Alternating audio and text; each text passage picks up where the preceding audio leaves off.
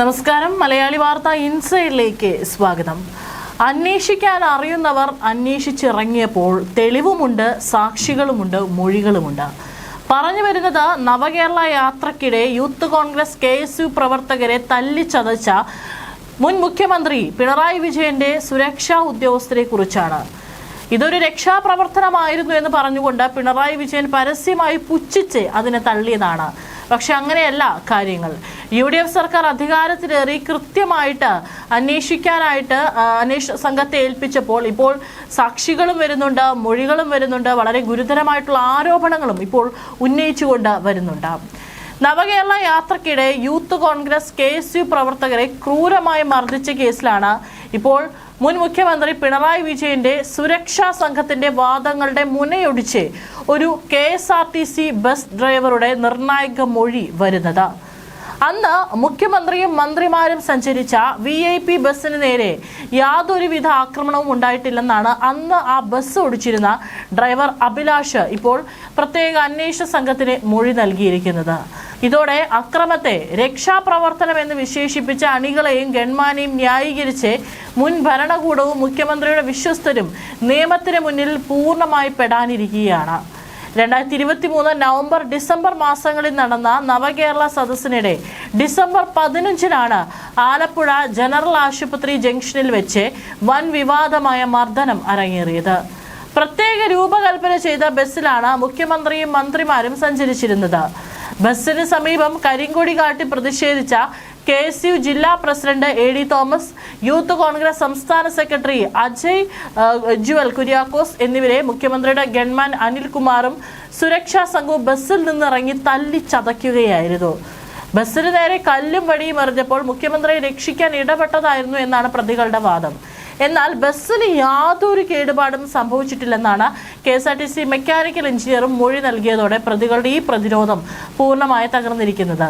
അന്ന് ഈ ബസ് ഓടിച്ചിരുന്ന ഡ്രൈവറുടെ മൊഴി അതിനിർണായകമായിരിക്കും. കാരണം അദ്ദേഹം ഡ്രൈവർ സീറ്റിലിരിക്കുമ്പോൾ അദ്ദേഹത്തിന് ഉറപ്പായിട്ടും അത്തരത്തിലൊരു ആക്രമണം വരുമ്പോൾ അദ്ദേഹത്തിന് തീർച്ചയായിട്ടും കാണാനായിട്ട് സാധിക്കും. എന്നാൽ അദ്ദേഹത്തിന്റെ മൊഴി പ്രകാരം അത്തരത്തിൽ യാതൊരു തരത്തിലുള്ള ഈ പറയുന്ന ആയുധങ്ങൾ ഉപയോഗിച്ചുകൊണ്ട് KSU യൂത്ത് കോൺഗ്രസ് പ്രവർത്തകർ ഈ ബസ്സിന് നേരെ വരികയോ ആക്രമിക്കുകയോ ചെയ്തിട്ടില്ല എന്നുള്ള ഏറ്റവും നിർണായകമായിട്ടുള്ള മൊഴി തന്നെയാണ് അദ്ദേഹം രേഖപ്പെടുത്തിയിരിക്കുന്നത്. ഈ മൊഴി ഈ കേസിൽ ഏറെ നിർണായകമാകുമെന്നുള്ള കാര്യത്തിൽ യാതൊരു സംശയവുമില്ല. ഒരുപക്ഷെ പിണറായി സർക്കാർ ഭരിക്കുന്ന സമയമായതുകൊണ്ടായിരിക്കാം അദ്ദേഹത്തിന് ഈ ഒരു മൊഴി അദ്ദേഹത്തിന് ഭയം കൂടാതെ തുറന്നു പറയാൻ സാധിക്കാതിരുന്നത്. അന്ന് ഇത് തുറന്നു പറയുകയായിരുന്നെങ്കിൽ പിന്നെ അദ്ദേഹത്തിന്റെ അവസ്ഥ എന്താകുമെന്ന് നമുക്ക് ഊഹിക്കാവുന്നതേ ഉള്ളൂ. അദ്ദേഹത്തിന് ജോലി പോലും തെറിപ്പിക്കും. പിന്നെ അയാളുടെ അവസ്ഥ എന്താകുമെന്ന് നമുക്ക് ഈ പറഞ്ഞതുപോലെ നമുക്ക് ഊഹിക്കാം. പക്ഷെ ഇപ്പോൾ അങ്ങനെയല്ല. അദ്ദേഹത്തിന് ഇപ്പോൾ ധൈര്യപൂർവ്വം അന്ന് എന്താണ് സംഭവിച്ചത് എന്നുള്ളതിനെ കുറിച്ച് SITക്ക് മുന്നിൽ മറുപടി പറയാൻ അല്ലെങ്കിൽ മൊഴി നൽകാനായിട്ട് അദ്ദേഹത്തിന് ഒരു ധൈര്യമുണ്ട്. അതുകൊണ്ട് തന്നെയാണ് അദ്ദേഹം ആ കാര്യം തുറന്ന് പറഞ്ഞിരിക്കുന്നത്. കേസിൽ മുൻ മുഖ്യമന്ത്രിയുടെ ഗൺമാൻ അനിൽകുമാർ ഉൾപ്പെടെയുള്ള വിശ്വസ്തർ നിലവിൽ അറസ്റ്റ് ഭയന്ന് ഒളിവിലാണ്. കാരണം ഇവരുടെ ജാമ്യമൊക്കെ തള്ളിയിരുന്നു. ഇവരെ നിയമത്തിന് മുന്നിൽ കൊണ്ടുവരാൻ പോലീസ് തിരച്ചിൽ ഊർജിതമാക്കിയിട്ടുണ്ട്. പുതിയ സാഹചര്യത്തിൽ ഈ ഡ്രൈവറുടെയും എഞ്ചിനീയറുടെയും മൊഴികൾ കൂടി ഉൾപ്പെടുത്തി കൂടുതൽ ശാസ്ത്രീയ തെളിവുകളോടെ പ്രതികൾക്കെതിരെ അതിവേഗം പുതിയ ഉപകുറ്റപത്രം കോടതിയിൽ സമർപ്പിക്കാനാണ് പ്രത്യേക അന്വേഷണ സംഘത്തിന്റെ നീക്കം. പ്രതിഷേധക്കാർക്ക് നേരെ മുൻ മുഖ്യമന്ത്രിയുടെ ഗൺമാനും അകമ്പടി സേനയും ഉപയോഗിച്ചതും പോലീസിന്റെ ഔദ്യോഗിക ലാത്തിയേക്കാൾ നീളമുള്ള മാരകമായ ചൂരൽ വടികളായിരുന്നു എന്നാണ് അന്വേഷണ സംഘം കണ്ടെത്തിയിട്ടുള്ളത്.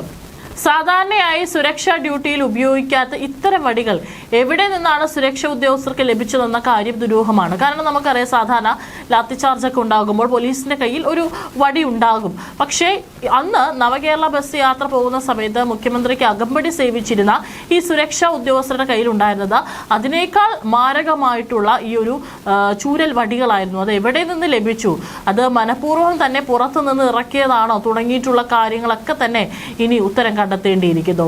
പ്രതിഷേധക്കാരുടെ കൈകാലുകളിൽ അടിക്കുന്നതിന് പകരം കഴുത്തിലും തലയിലും ലക്ഷ്യം വെച്ചായിരുന്നു ഗൺമാന്റെ മാരകമായ പ്രഹരം. ഇത് ഇല്ല എന്ന് പറയാൻ സാധിക്കില്ല. കാരണം ഈ ദൃശ്യങ്ങൾ കാണാത്ത മലയാളികളില്ല.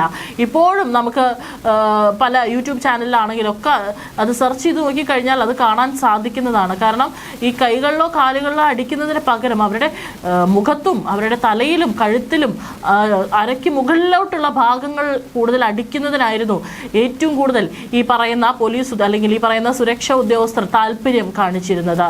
ഈ ചൂരൽ വടി ഉപയോഗിച്ച് തലയ്ക്ക് ശക്തമായി അടിച്ചാൽ അത് മനുഷ്യന്റെ മരണത്തിന് വരെ കാരണമായേക്കാമെന്നാണ് മെഡിക്കൽ ബോർഡ് പുറപ്പെടുവിച്ച ശാസ്ത്രീയ റിപ്പോർട്ടിൽ വ്യക്തമാക്കുന്നത്. ഈ മെഡിക്കൽ റിപ്പോർട്ടിന്റെ പശ്ചാത്തലത്തിലാണ് കേസിൽ പ്രതികൾക്കെതിരെ അതീവ ഗുരുതരമായ നരഹത്യാ ശ്രമം ചുമത്താൻ SIT തയ്യാറായത്. നിയമപരമായി പ്രതികൾക്ക് കോടതിയിൽ നിന്ന് കനത്ത തിരിച്ചടി ലഭിക്കാനും ഈ റിപ്പോർട്ട് കാരണമാകും. സുരക്ഷാ സംഘത്തിന്റെ അടിയേറ്റ് AD തോമസിന്റെ തല പൊട്ടി ചോരയൊലിക്കുന്നത് വീഡിയോ ദൃശ്യങ്ങളിലുണ്ട്. ഈ ക്രൂരമായ ദൃശ്യങ്ങളും ഡിജിറ്റൽ തെളിവുകളും നിലവിലുള്ളപ്പോഴാണ് ഇതിനെ രക്ഷാപ്രവർത്തനമെന്ന് വിളിച്ച് മുൻ മുഖ്യമന്ത്രി ന്യായീകരിച്ചത്. എന്നാൽ പോലീസിന്റെ തന്നെ പ്രത്യേക അന്വേഷണ സംഘം സമർപ്പിച്ച റിപ്പോർട്ടിൽ ഈ ദൃശ്യങ്ങൾ കൃത്യമായി തെളിവായി സ്വീകരിച്ചിട്ടുണ്ട്. കേസിന്റെ ആദ്യഘട്ടത്തിൽ പാർട്ടി തണലിൽ പ്രതികളെ സംരക്ഷിക്കുന്ന നിലപാടാണ് പ്രാദേശിക പോലീസിന്റെ ഭാഗത്തു നിന്നും ഉണ്ടായത്. എന്നാൽ കോടതിയുടെ കടുത്ത ഇടപെടലുകളും പ്രത്യേക അന്വേഷണ സംഘത്തിന്റെ ശാസ്ത്രീയമായ നീക്കങ്ങളും വന്നതോടെ പോലീസിന് നിലപാട് മാറ്റേണ്ടി വന്നു. സ്വന്തം ജീവനക്കാരായ ഡ്രൈവറും മെക്കാനിക്കൽ എഞ്ചിനീയറും സത്യം തുറന്നു പറഞ്ഞതോടെ കേസ് ഒതുക്കി തീർക്കാൻ ഭരണപക്ഷത്തെ വമ്പന്മാർക്ക് ഇനി കഴിയില്ല. റെയ്ഡും മർദ്ദനവും ആസൂത്രിതമായിരുന്നു എന്ന തരത്തിലുള്ള രാഷ്ട്രീയ ഗൂഢാലോചനയിലേക്കും അന്വേഷണം വ്യാപിപ്പിക്കാൻ പ്രതിപക്ഷം ആവശ്യപ്പെടുന്നുണ്ട്. മർദ്ദനം നടക്കുമ്പോൾ ബസ്സിനകത്തുണ്ടായിരുന്ന മറ്റു മന്ത്രിമാരുടെയും ഉദ്യോഗസ്ഥരുടെയും പങ്കും പരിശോധിക്കപ്പെടേണ്ടതുണ്ട്.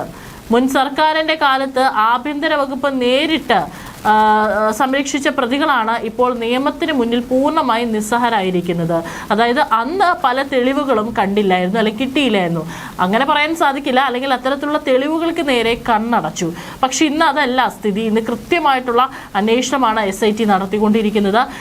അതുകൊണ്ടാണ് ഈ ഡ്രൈവറുടെ അടക്കം മൊഴി ഇപ്പോൾ ലഭിച്ചിരിക്കുന്നത്. ഈ കേസിൽ ഏറെ നിർണായകമായിരിക്കും. അതായത് പ്രത്യേകിച്ച് മുഖ്യമന്ത്രിക്ക് നേരെ ഒരു ആക്രമണം ഉണ്ടായതുകൊണ്ടാണല്ലോ അദ്ദേഹത്തിന്റെ സുരക്ഷാ ഉദ്യോഗസ്ഥർ ഈ മാരകമായിട്ടുള്ള ലാത്തി ഉപയോഗിച്ചുകൊണ്ട് ചാടി ഇറങ്ങിയത്. പക്ഷേ ഈ ഡ്രൈവറുടെ മൊഴി പ്രകാരം, അല്ലെങ്കിൽ ബസ് ഓടിക്കുന്ന ഈ ബസ് ഡ്രൈവറുടെ സീറ്റ് അദ്ദേഹത്തിന് മുൻപിലാണ്. അദ്ദേഹത്തിന് കൃത്യമായിട്ട് നമുക്കറിയാം, ഒരു ഫ്രണ്ടിൽ നിന്ന് അത്തരത്തിൽ എന്തെങ്കിലും ഒരു ആക്രമണം ഉണ്ടാകുമ്പോൾ അദ്ദേഹത്തിനായിരിക്കും ആദ്യം കാണാൻ സാധിക്കുക. പക്ഷേ അദ്ദേഹം പറയുന്നുണ്ട് അത്തരത്തിൽ ഒരു ആക്രമണവും യൂത്ത് കോൺഗ്രസ് KSU പ്രവർത്തകരുടെ ഭാഗത്ത് നിന്ന് ഉണ്ടായിട്ടില്ല എന്നുള്ള മൊഴിയാണ് അദ്ദേഹം നൽകിയിരിക്കുന്നത്.